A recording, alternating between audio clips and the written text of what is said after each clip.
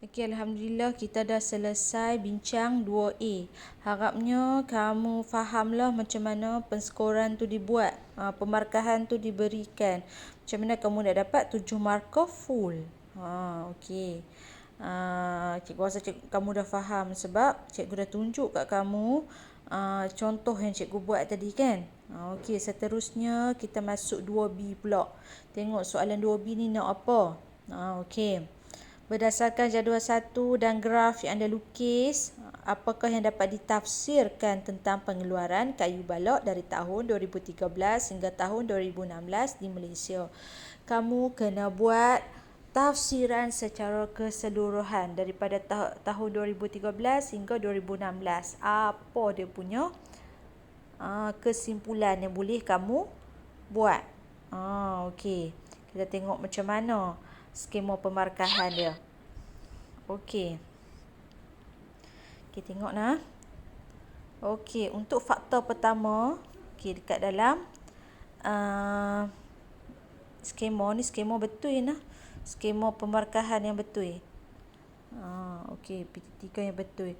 Okey, kamu tengok pertama sekali F1 ni maksudnya faktor 1. Okey, faktor 1 dia kata pengeluaran kayu balok meningkat. Pengeluaran kayu balok meningkat setiap tahun. Okey, bila cakap setiap tahun ni maksudnya dia kata daripada 2013 sampai 2016 semuanya meningkat, tak ada penurunan. Okey, betul tak kita tengok? Okey, daripada 2013 4.08, 2014 4.11, 2015 4.34 dan terakhir sekali 2016 4.45. Jadi betul lah. Setiap tahun ada peningkatan. Jadi faktor yang pertama tu betul. Kamu boleh buat macam tu. Pengeluaran kayu balok meningkat setiap tahun. Okey. Faktor yang kedua pula. Pada tahun 2016 sebanyak 0.37% berbanding tahun 2013 sebanyak 4.08%. Sebenarnya ni ayat dia tu mesti tergantung sikit, kita susah nak faham kan yang faktor kedua ni. Okey, dia maksudkan adalah pada tahun 2016 pengeluaran tu meningkat sebanyak 0.37% berbanding pada tahun 2013 sebanyak 4.08. Mari kita kira betul tak? 2016 berapa dia punya pengeluaran dia? 2016 adalah 4.45. Jadi kita kena tolak dengan 4.45, tolak dengan 4.08. Kita tengok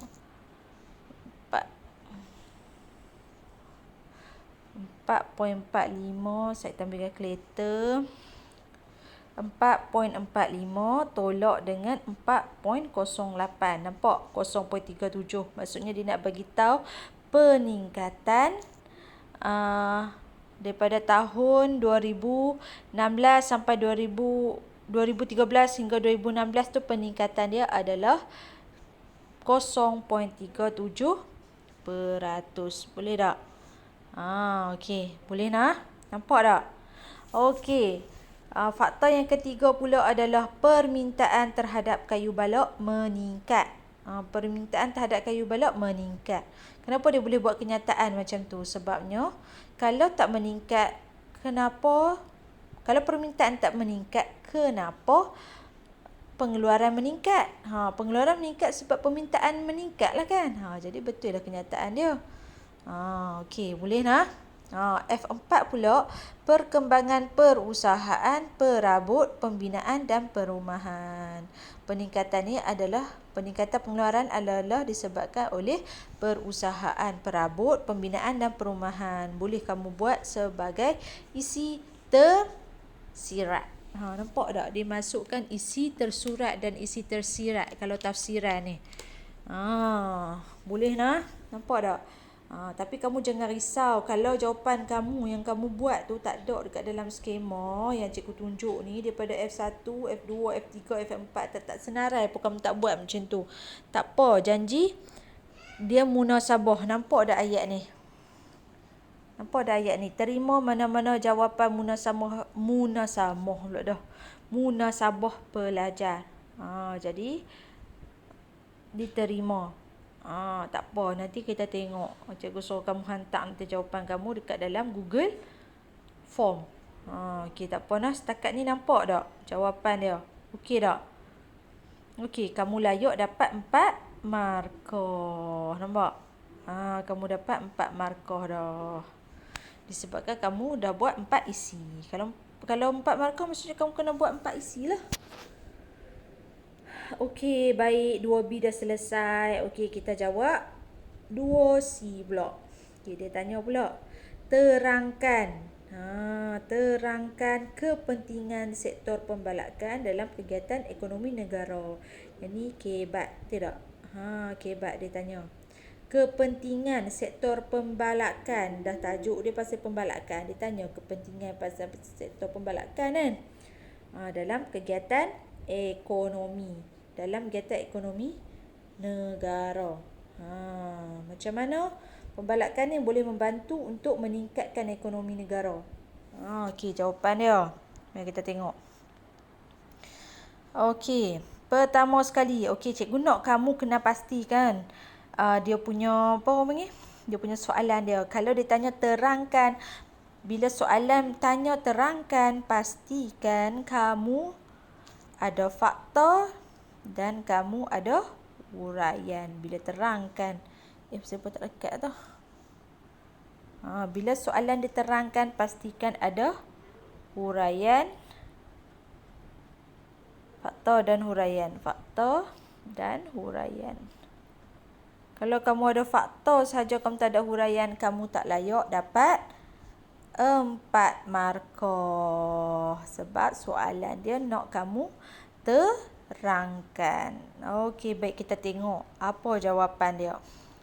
Okey, jawapan dia pertama sekali. Betul tak sektor pembalakan kalau meningkat, automatik peluang pekerjaan akan meningkat.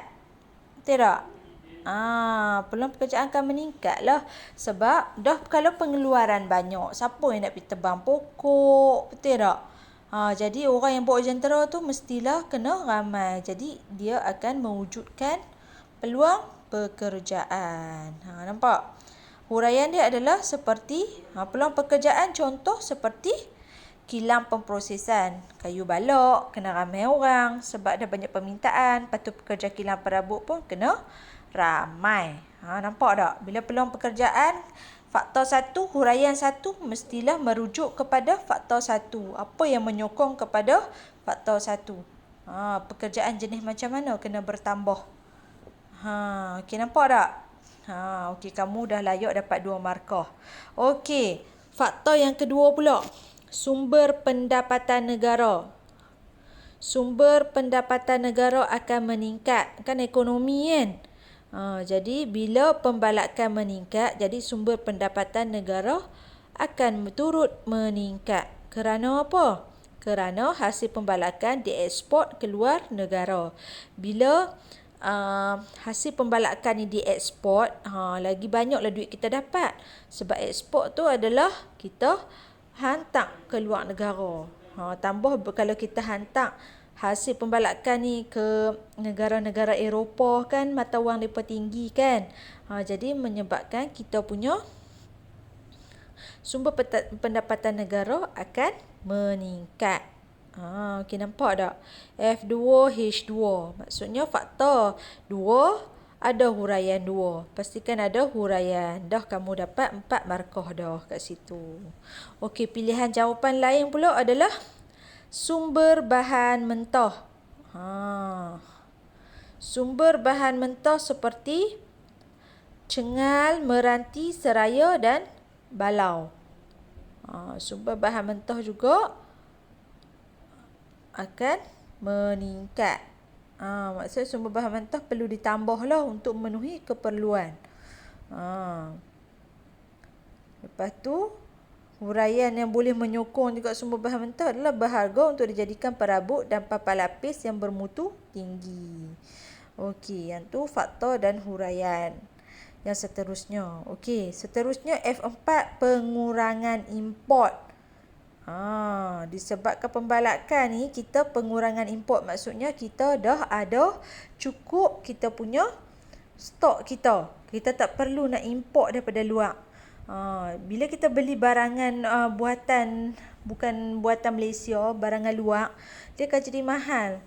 Kamu tengok tak macam kereta kan, kereta yang dieksport, maksudnya bila kita beli kereta daripada negara luar, automatik dia punya harga akan meningkat. Sebab ada cukai lagi kan untuk masuk kan. Jadi dalam konteks ni adalah pembalakan kan. Jadi bila kita dah ada macam contoh perabot jati apa semua tu, kita tak payah dah nak import. Sebab kita dah ada dah jenama buatan Malaysia. Support beli barang buatan Malaysia. Okey, faktor dia pengurangan import. Dia punya huraian dia adalah mengurangkan kebergantungan hasil hutan import seperti kayu bergergaji pula dah, atau papan lapis. Mengurangkan kebergantungan hasil hutan import. Maksudnya kita ada stok sendiri. Okey, dan huraian yang boleh menyokong faktor 4 ni juga adalah pengaliran keluar wang negara dapat dikeluarkan. Tengok cikgu cakap apa ni, Ustaz? Pengaliran keluar wang negara dapat dikurangkan. Maksudnya bila pengaliran dalam negara banyak ni, jadi kita punya ekonomi akan lebih meningkat berbanding kalau kita berbelanja dekat overseas kan. Kita contribute, maksudnya kita belanja dalam negara dan kita sumbang kepada dalam negara. Sebab itulah selalu ada iklan beli buatan Malaysia, sebab nak support ekonomi negara kita sendiri. Kalau kita sendiri tak support warga negara kita kan, kita sendiri sebagai warga negara tak support kita punya negara, siapa lagi yang nak support? Kan elok dah sekarang ni kita banyak dah menghasilkan barang-barang berkualiti. Macam perabot-perabot apa semua tak gaduh dah beli hak overseas punya, kita sendiri punya perabot jati dah cantik dah kan. Okey, baik, 2C ni dah selesai. Okey, kamu nampak kan? Okey, kamu tengok. Kamu jangan risau kalau kamu punya jawapan tak ada dekat dalam skema, tak semestinya dia salah. Sebabnya terima mana-mana jawapan. Terima mana-mana jawapan. Susahnya. Tu dah, cikgu terconteng dah. Okey. Terima mana-mana jawapan. Tak apalah. Cikgu nak highlight ni je naknya.